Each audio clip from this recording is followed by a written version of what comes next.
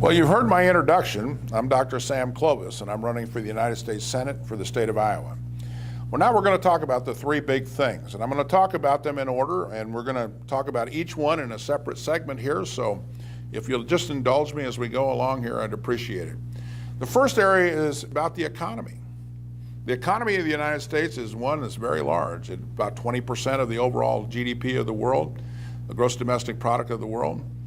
But right now, what we have is we have an economy that is stifling production, stifling entrepreneurship, and stifling everything about our free market system that we really need. Government is into everything. Government has intruded into everything. Government is picking winners and losers. Government is doing everything it can to suppress the growth of this economy. And why do we say this? Because what is the most important thing? Fundamentally, what is the one thing that if we change one thing, that we can change this economy forever? And perhaps the most important thing we can look at is tax reform. I'm going to come out and make a bold statement here. I support the fair tax. I'm an economist. I look at all these things, and I've looked at these numbers back and forth, and what I come up with is the fact that we can generate enough revenue to support the budget that we have today, and I'll cover that in a moment. But we can do that with tax reform if we go to a fair tax. A fair tax, a 23% consumption tax on the sale of all final goods. We can have the prebates in place. All of these things are out there, the literature's out there. But talk about a fair tax is something that's most important to the individual, because then it's a consumption tax and by its nature is progressive. The next, and probably as important, is the elimination of corporate taxes in America. I've had this discussion over and over with elected congressmen and members of the Senate, and I've talked about, and we've argued about this back and forth. And they keep saying, well, we can reduce the corporate tax rate to 25%. And I always go back, if 25% is good enough, why not 12? Why not 10? Why not eliminate the corporate income tax? Because the corporate income tax, what you pay in corporate income taxes is a direct cost to the company, which means you pay it. It's just that Congress gets out of it because you're paying it to the corporations. Congress is not accountable for this tax. And what does it really contribute? Now imagine this. Imagine a country that has no corporate income tax. Imagine how much of that work and labor and manufacturing and production that is offshore, how much of that would come back to the United States? Imagine that. Imagine how much work there would be for people in this country. Imagine the need for labor. Imagine how much this would influence the overall productivity of this country.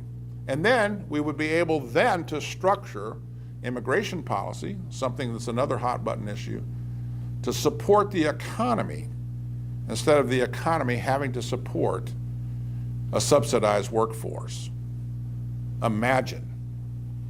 The next thing we want to talk about is getting rid of the Affordable Care Act. Repeal of the Affordable Care Act seems to me to be the only way to go with this whole system. We can sit here and try to put patches on it. We can try to fix it, try to modify it. It's not going to work. We have to pull it out by its roots and start over. And one of the ways to start over is to include such things as true interstate commerce and allow people to buy insurance across state lines, tort reform, and all of the other factors that we want to see here to put the patient and the doctor closer together instead of farther apart. We don't need some GS9 sitting in Washington, D.C., looking at a computer, calculating what is wrong with you, and then deciding that no, you don't get the care you need. And they tell the doctor you don't get the care, they tell you that you don't get the care, and they tell your insurance company, trust me, you're not going to pay for it. How do you feel about that? And along with the dismantling of Obamacare comes the issue of having to repeal Dodd-Frank. Dodd-Frank is killing the financial institutions of America. Not the big ones, not the ones on Wall Street, not the ones that contribute zillions of dollars to candidates, but it's killing all of the independent banks in the state of Iowa.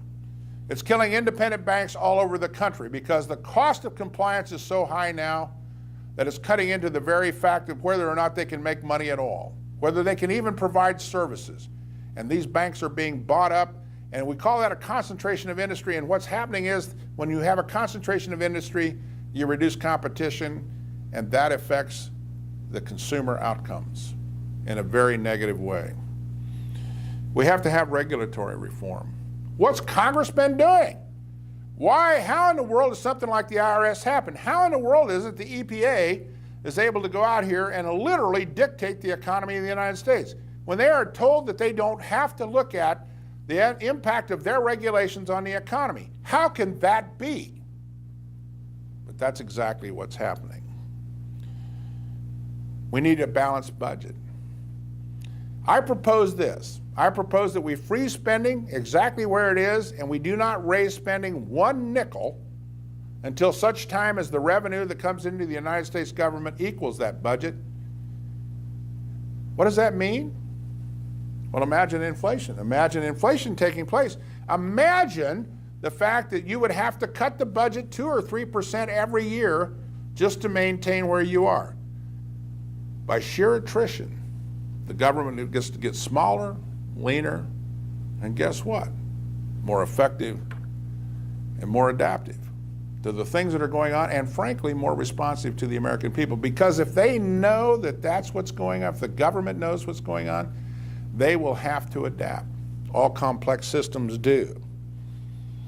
Reduce the spending, we have that. But here's a sensitive subject for a lot of you: crony capitalism and corporate welfare. I am sick to my stomach of seeing subsidies and the government interfering in markets all over the world. We have to stop this. Markets work, and the government doesn't have to be involved in this. And there is no reason for us to subsidize a below-market workforce for corporate America. There's no reason for this. There's no reason for us to extend welfare to corporations, because in a free market system with no corporate income tax, they don't need it. They don't need it. We need to eliminate market interference of all kinds. We need grant reform. $660 billion a year comes from the federal coffers back to the state and local governments through grants. $660 billion a year. Now, most of these grants have come about because these were earmarks that became institutionalized and received constant funding. So now they're grants. And now we have these things out here because people are addicted to these at the state and local level. If we expect to ever balance the budget, we have to have grant reform. We need to have oversight of the Federal Reserve. What happened yesterday with the direct access of China to the Federal Reserve to buy Treasury bonds is absolutely ridiculous. Where in the world is Congress, and how can you allow that to happen? This has never happened in the history of our national banking system. Someone needs to be held accountable for this. Someone needs to explain this. And right now, the Federal Reserve reports to no one. Reports to no one. I'm not saying we need to take it over. I'm not saying we need to control it, but we need to have some checks and balances along the way. And finally, we need entitlement reform. We can sit here and wring our hands and look the other way, stick our heads in the sand if you want. But sooner or later, we need entitlement reform. And that entitlement reform means we're going to have to address Medicare, Medicaid, and Social Security. I have specific proposals for that, and we'll have those at some point in the future. But you'll hear specifically on each issue what I think ought to be done. That's it. That's the economy. That's what we need to do.